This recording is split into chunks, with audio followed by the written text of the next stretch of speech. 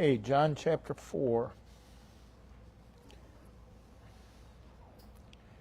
We'll read verses 31 through verse 35. In the meanwhile, his disciples prayed him, saying, Master, eat. But he said unto them, I have meat to eat, that ye know not of. Therefore said the disciples one to another, Hath any man brought him aught to eat? Jesus saith unto them, My meat is to do the will of him that sent me, and to finish his work. Say not ye, There are yet 4 months, and then cometh harvest. Behold, I say unto you, Lift up your eyes, look on the fields, for they are white, already to harvest.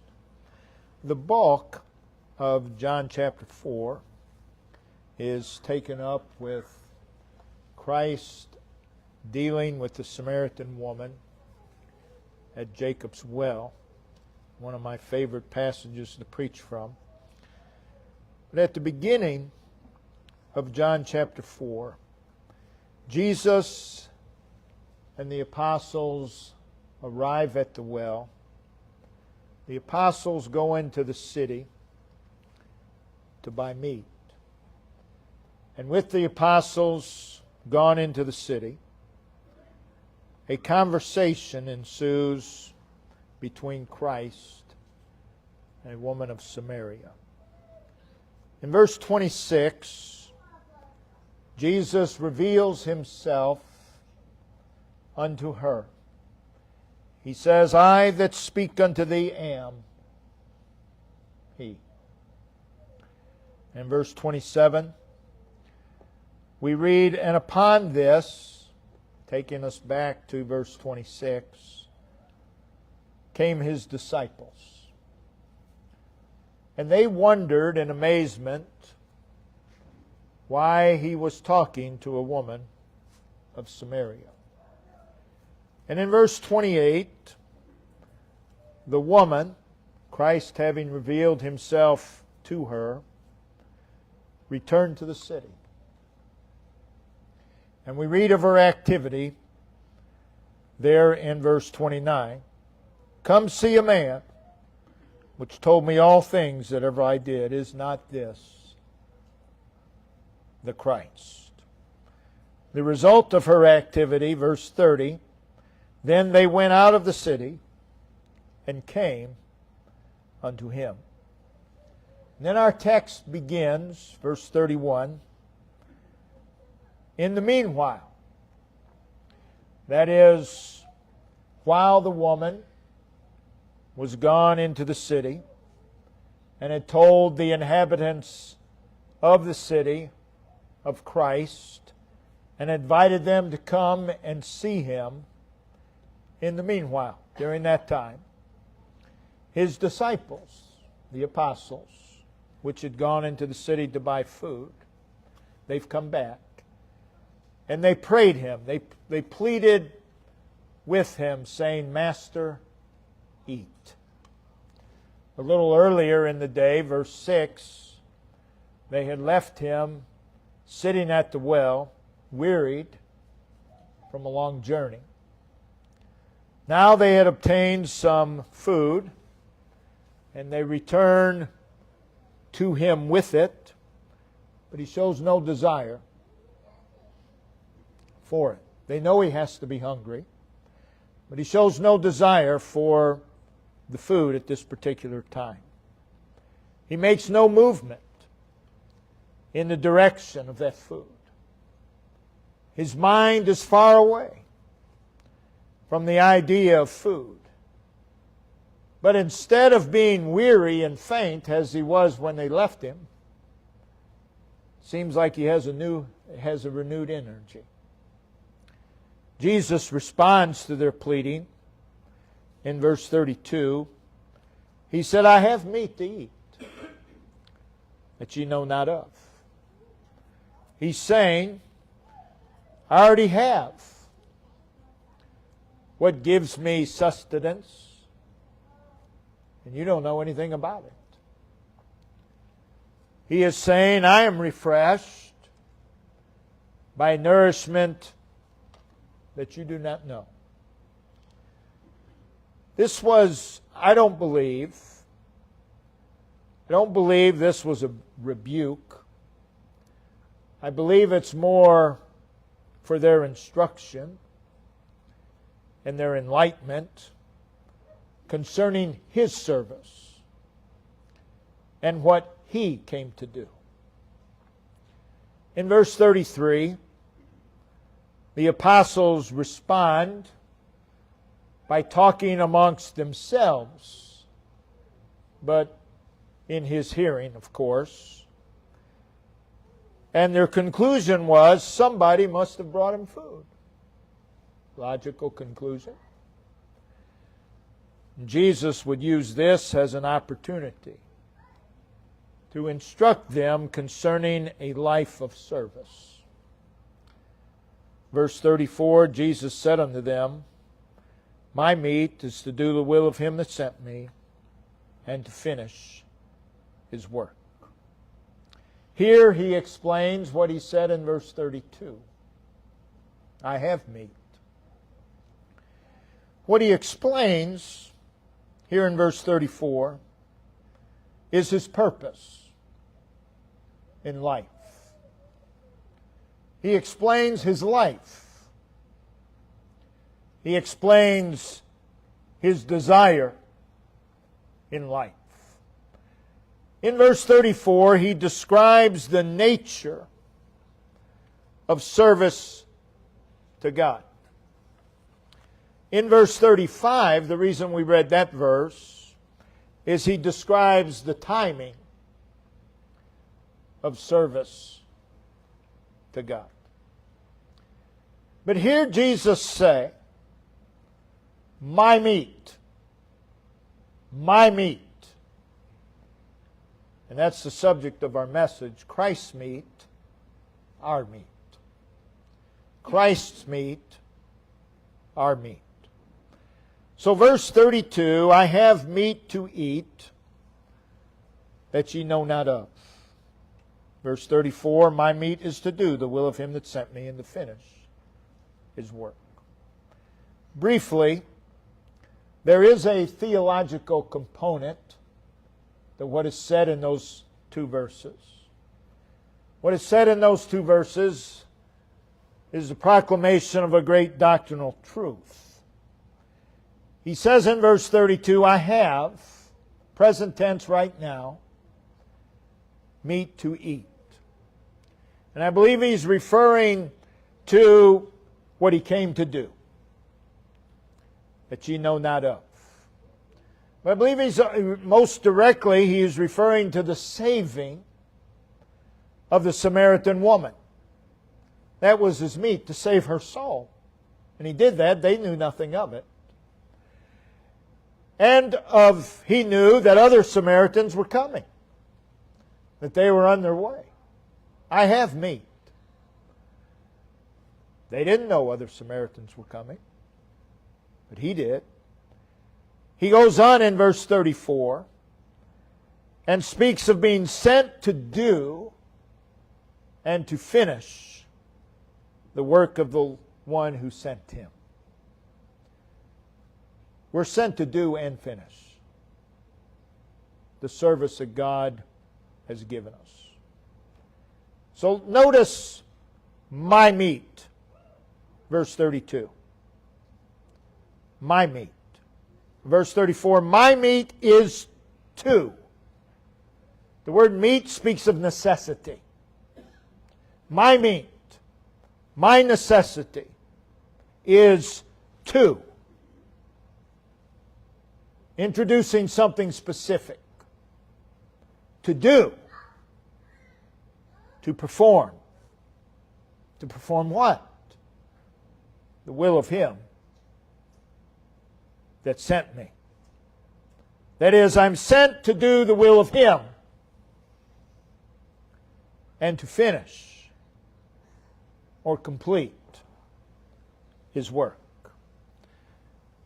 He said in John 5, verse 30, I seek not mine own will, but the will of the Father, which has sent me. His very name, Jesus, identifies the Father's will in sending Him. Thou shalt call His name Jesus, for He shall save His people from their sins. That's what He came to do. That's the Father's will. That would include living a perfect life of righteousness for them. It would include paying their sin debt to the full. It would include overcoming death and the grave and the power of sin by His resurrection. And it would include ascending victoriously back into heaven. Notice in John 17. John 17. Verse 2. And thou hast given Him power, this is Jesus praying, over all flesh, that He should give eternal life to as many as thou hast given Him. That's the work He came to do. That's the meat. We see the same thing in John 6. Very familiar verses, verses 37 through 40.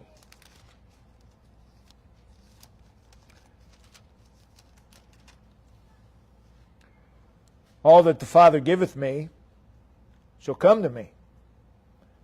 Him that cometh to me, who is that? The ones that the Father gives him, I will in no wise cast out.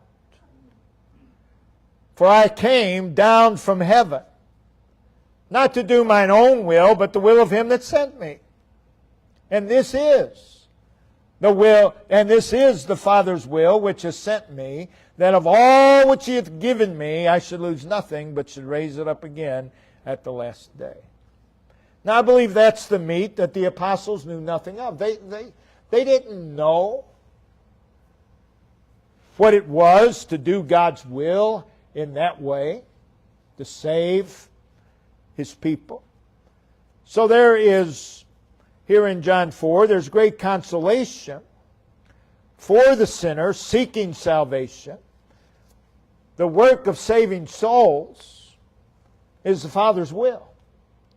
And Jesus Christ was sent in the world for that purpose, to save the ones that the Father had given Him.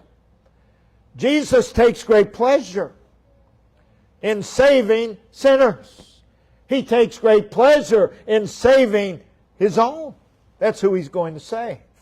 So we must not neglect the wonderful doctrinal truth that is presented here in these verses. But we must also see the practical truth of what Jesus is presenting here, in particular verse 34.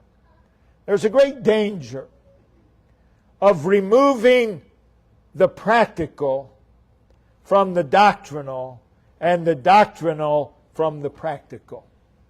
They go together. They always go together. The doctrinal is the foundation of the practical. You have no practicality if there is no doctrine. And your practicality means nothing if you remove the doctrine. But what we want to look at is the practical component concerning service to the Lord. Again, the apostles return with food, but Jesus is absorbed with something else. And therefore, they, with good intentions, sought to call Him back to a sense of His physical need. But He had no interest for such refreshment. I don't believe He needed it at this time. Having left Him weary, they no doubt are perplexed at His indifference to the food that they have brought Him. And out of concern for His well-being, they pleaded with Him to eat.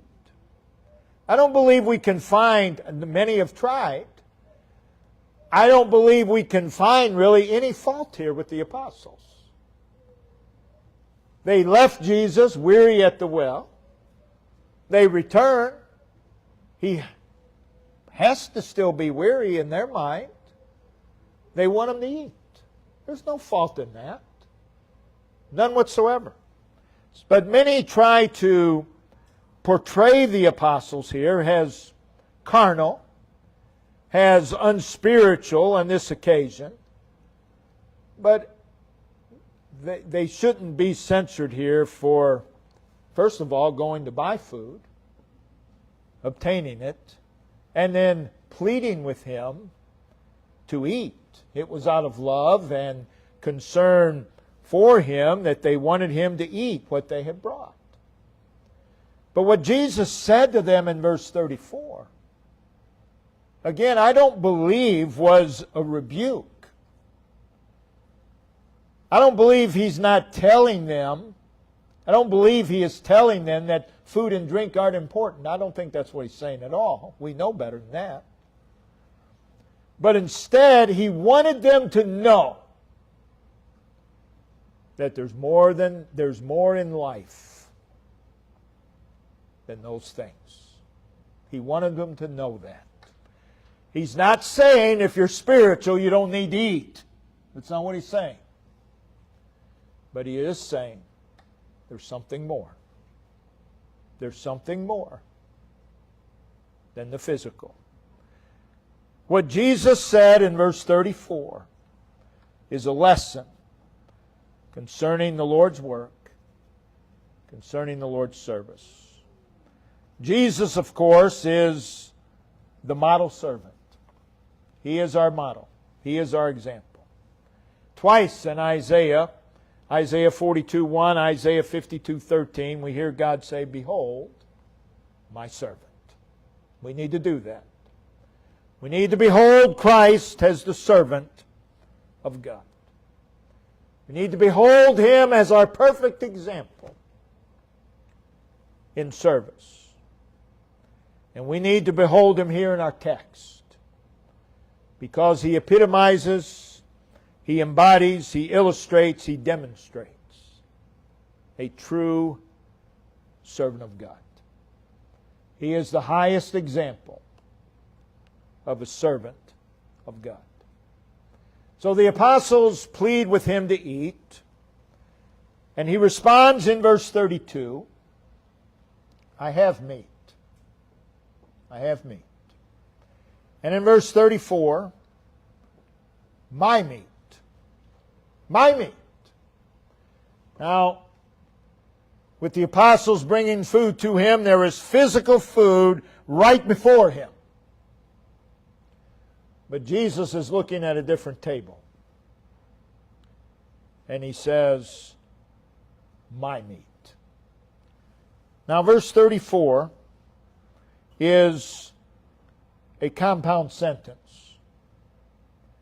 It is a compound sentence that explains His purpose, His resolve, His life, His desire, His yearning, His pursuit, His passion, His focus, His obsession, what it was that dominated His life. My meat is to do the will of Him that sent me and to finish His work.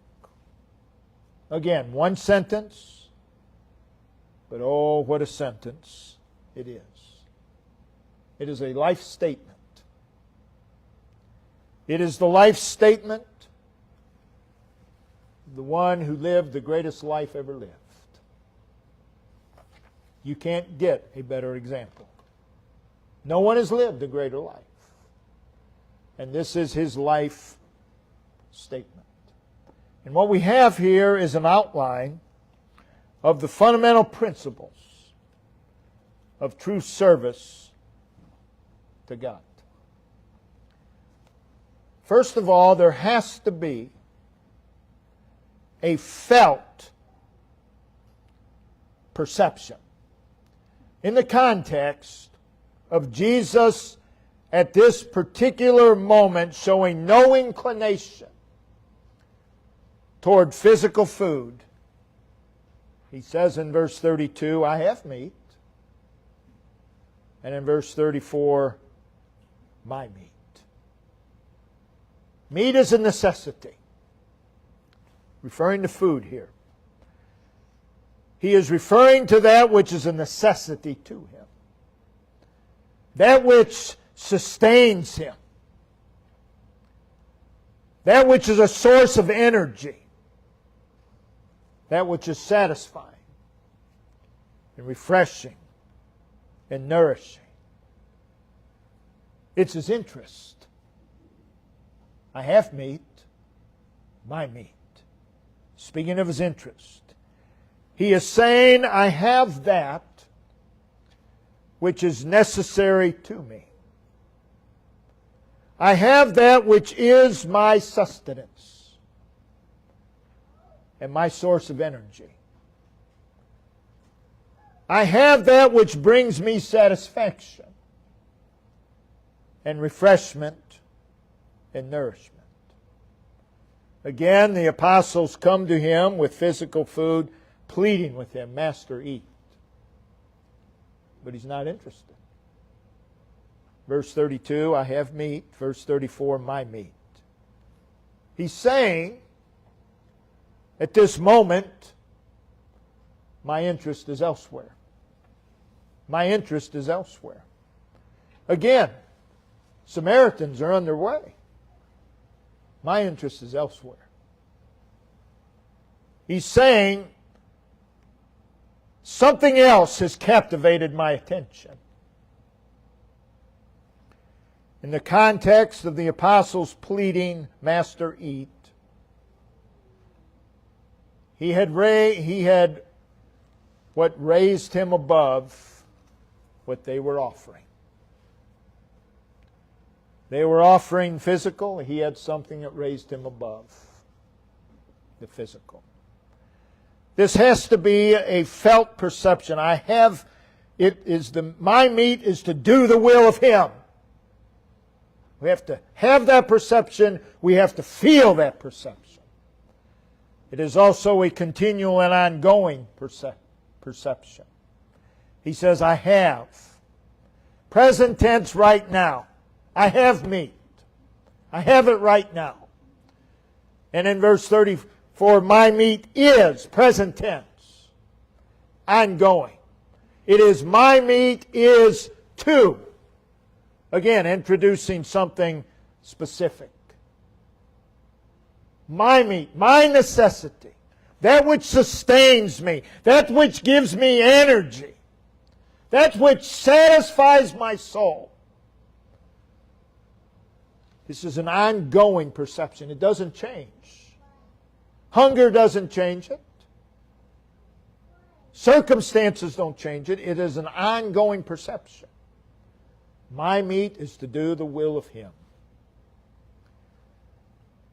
It is a felt necessity of activity. He says, my meat is to do. My meat is to do. Again, present, continuous, ongoing. My meat is to do. It is not something that is dictated by circumstances. It's not something that is dictated by place or culture. He simply says, my meat is to do. There are no conditions set. My meat, that which is of necessity to me, that which energizes me and satisfies me and refreshes me, is continuously so to do, to perform, and to carry out introducing something specific, the will, the desire and purpose of Him. That's my meat, he says. That's my necessity. Do we have other necessities? Of course we do. But that's the necessity. There is a felt commission. He says, my meat is to do the will of Him that sent me. The Him is described in those words that sent me. Him that sent me. Sent to do His will. Referred to in verse 34 as His work. Luke 2 verse 49, He said, I must, that is necessity, be present, ongoing, about my Father's business. That's always. I must be about my Father's business. This was central. This is not secondary. This is central. It's not saying that there aren't other things. We know there are. But this is central if we're going to serve God. Christ never lost sight of sent. Sent. He knew why He was here. Oh, that God's people would learn why they're here. Why they're here. We're here to do His pleasure. We're here to do His pleasure. So there is a recognized commission from on high. And he finds refreshment in being commissioned of God and carrying out that condition. Again, that commission. Again, my meat is to do the will of Him that sent me. He finds pleasure in that. We ought to. It gives our life purpose. We're sent of God. We're here on God's business. That gives our life purpose. No matter what the circumstances. No matter what the changes. I am here to do His work. That gives me purpose. Doesn't matter what else is going on. My meat is to do the will of Him that sent me. He takes the position of a servant. We are His servants. We are here to serve Him. Don't ever lose sight of that. That's why we're here. To serve Him. There is a desire to carry out the work and to finish His work. Thanks be to God, Christ was not interested in partially doing God's will in the saving of our souls. He had a desire to carry it out. You don't retire from the Lord's service. An individual may have to retire from pastoring or teaching or whatever. But you don't retire from the Lord's service. You serve Him in whatever condition you may be in. The service may change, but you're here to do His will. If you're on your deathbed, you're here to do His will in your dying hour. It may mean telling someone about Christ. It can mean a lot of things. He found satisfaction in not merely starting the work of God, but finishing it. A lot of people start, but they don't finish. It's not true service if you don't finish. Starting, carrying on, and finishing. Partial obedience is disobedience. The apostles, they're trying to bring Him comfort and sustenance through physical food. And He says what we read in verse 34. What He's saying is my greatest comfort and the most substantial nourishment of my spirit is submitting to the will of God. Doesn't mean that physical food is not necessary. That's not what we're saying. He is saying, I am strengthened to do what God has given me to do by doing what God has given me to do. Oh, that God's people would learn that. Strength in doing what God has given me to do. You find strength in doing the Lord's will. You find strength in serving God. And that's why he said what he said, I have meat. I have meat. They came back and he seems refreshed. He's had the conversation with the woman of the well. He saved her soul. He seems energized. He was, because he was doing the Lord's work. There's energy in doing the Lord's work. You will not find spiritual energy quitting. You'll find spiritual energy in doing the Lord's work. So he's saying my source of energy for doing God's will is doing God's will. That's where it is. That's where it is. That's why we tell people, you just keep on serving God no matter what. Well, it's hard right now. You keep on serving God no matter what. You keep doing His will no matter what. Because there's energy there. There's energy. There's strength there. This is a lesson that all of God's people would do well to learn and carry with them throughout life. He then teaches his own in verses 35 through 38 about the urgency of spiritual work and opportunity. Verse 35, he instructs them, say ye not. And what follows is a saying amongst the lazy. There are yet 4 months. Oh, there's time. Don't worry about it. There's time. I've got plenty of years. Why, when I retire from this job, I'll serve the Lord. No, you won't. Because the job wasn't the problem in the first place. But that's what people say. Oh, I will. You just wait and see. Yeah, I'm still waiting. Hadn't happened yet. It's not going to. It was just an excuse. And Jesus says here, don't say that. Don't say you have time. That saying was, there are yet 4 months to harvest. It was just a means of putting off what needed to be done. And what the Lord is teaching them is, now's the time. Now's the time.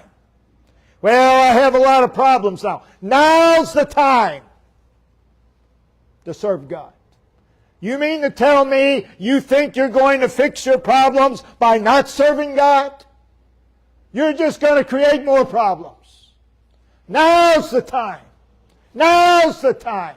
Now is the time to serve God. Well, when I get healthier, now's the time. When the children are grown, now's the time. Don't say there are yet 4 months to harvest. Now's the time to serve God. Now's the time to get right with God. Now's the time. Right now. And then we want to just make application to ourselves. Again, read verse 34. My meat is to do the will of Him that sent me and to finish His works. There's a harmony with God in those words. God's will was His will. Oh, that would be so. God's will is my will. Whatever God wants, that's what I want. Oh, that would always be so. So much so that it was His consuming desire to do God's will. For the natural man, they seek to find satisfaction and happiness, and that's what the meat represents, in carrying out their own will, carrying out their own purpose. They seek to find fulfillment in seeking their own will. And they make all these plans. And you stop and ask them, I see all your plans, but where's God? Where's God? Oh, we'll fit Him in. No, you won't. No, you won't. They make all these plans. They plan out their life. Why don't you just ask God, Lord, here am I. Send me. Lord, what is it that you want me to do? What is it? Satisfaction and happiness and contentment, those are things we all want. Peace, refreshment. Those things are found in submitting and obeying God. That's where you find those things. Again, those things are a result. They are a result. It's not what we are to be pursuing. We're not pursuing contentment. We're not pursuing refreshment. We're pursuing His will. And being in His will brings those things. Again, it is the realization, each one of us, every saved individual, we're here for God's business. We're here for God's business. Doesn't matter. Whatever else is going on does not change that. We are here for God's business. And oh, that we would say with Christ, my meat is to do the will of Him. That's my desire. Our life's work. It's not our selecting. It's His will. We ought to find joy in His will. My meat is. What follows that? What follows that? My meat is. Some would have to say, if they were honest, no one's honest enough, well, my meat is to find fault with everyone else. That's what they're here for. It's true wherever they go. That's their purpose in life. My meat is to look for reasons to be offended. That's their purpose in life. And they're good at it. Well, they're good at it. We're not saying they're not good at it. My meat is to find better methods and ways. All my ministry, I've had people giving me better methods and ways. That's their meat in life. That's why God put them here. Don't you know that? My meat is. What is it? What is it? My meat is to make my children happy. My meat is to make so-and-so happy. No, that's not why any of us are here. My meat is to do the will of Him. You read verse 34, and he's absorbed in the will of God. He finds delight in being in God's will. He finds delight in doing the will of God. I have found thus far, and I believe it'll continue, wherever God's will may take me, whatever it may involve, that's the best place for me. Always is. Always is. So what is it? My meat is. What is it that defines our purpose? It makes me heartsick when a child of God says, I have no purpose in life. Are you serious? We have a purpose to do God's business. What is it that defines our desire? What is it that defines our passion? What is it that defines our focus? Our obsession? We can have other interests. Don't get me wrong. But we can't be obsessed to the point where it takes us away? Can we say with Christ, my meat is to do the will of Him? Can we honestly say that today? Brother Dave, if you'd come and lead us